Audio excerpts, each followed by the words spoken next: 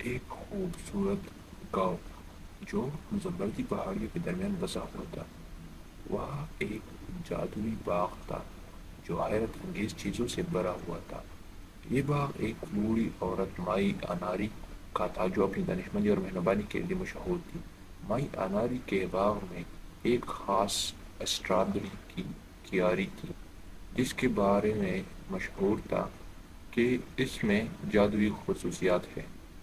گاؤں والوں کے درمیان کہانیاں گردش کرتی تھی کہ یہ اسٹرابری خواہشات پوری کرتی ہے اور خوشی لاتی ہے۔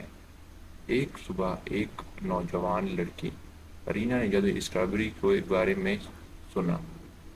رینا بہادر اور تجسس بھری تھی، ہمیشہ مہم جوئی کے لیے تیار رہتی تھی۔ وہ اپنی دادی کے ساتھ گاؤں کے کنارے ایک چھوٹے سے جھونپڑی میں رہتی تھی۔ رینا کو جنگل کی سیر کرنا اور جانوروں کے ساتھ کھیلنا بہت پسند تھا۔ اس کا بہترین دوست ایک چھوٹی سی چڑیا تھونی تھا۔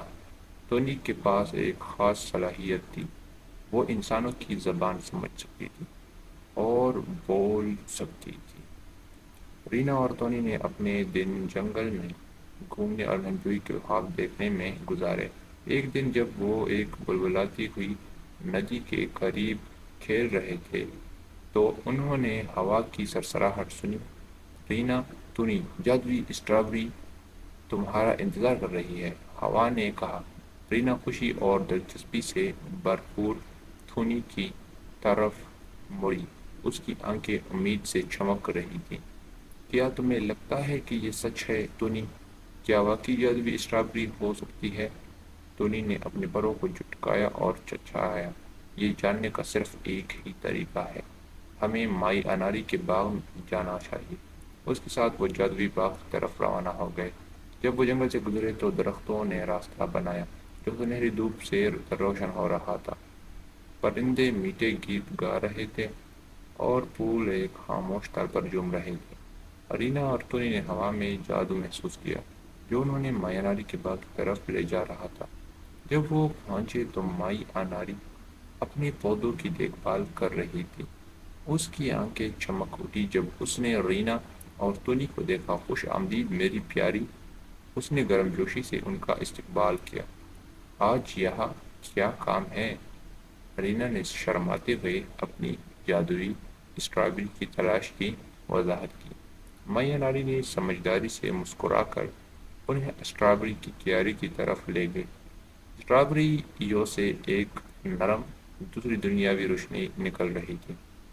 یہ اسٹرابری واقعی جادوئی ہے، اس نے کہا، لیکن یہ صرف ان لوگوں کی خواہشات پوری کرتی ہے جن کے دل پاک اور روحیں بہادر ہوں۔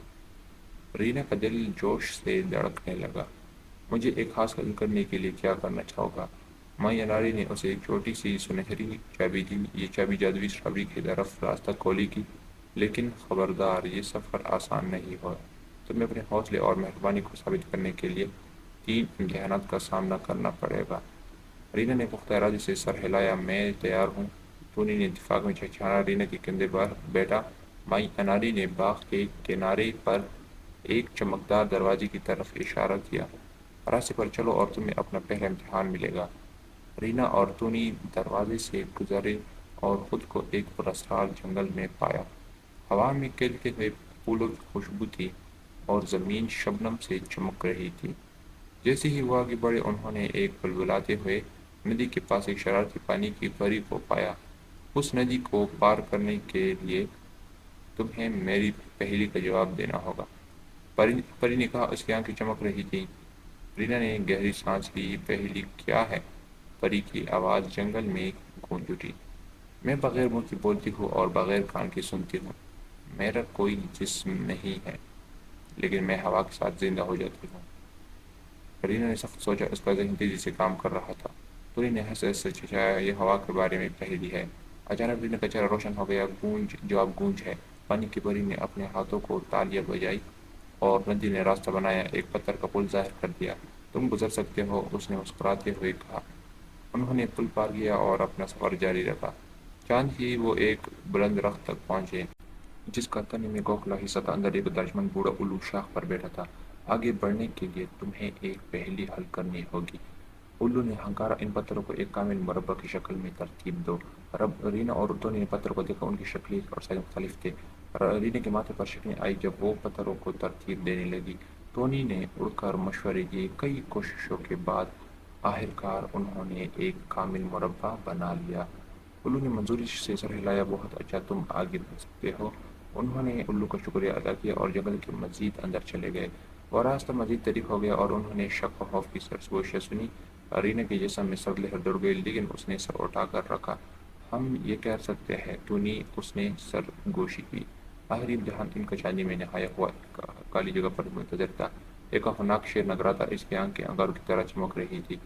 جادوئی اسٹرابری کا دعویٰ کرنے کے لیے تمہیں سچی بہادری دکھانی ہوگی، شیر نے ڈانٹتے ہوئے کہا۔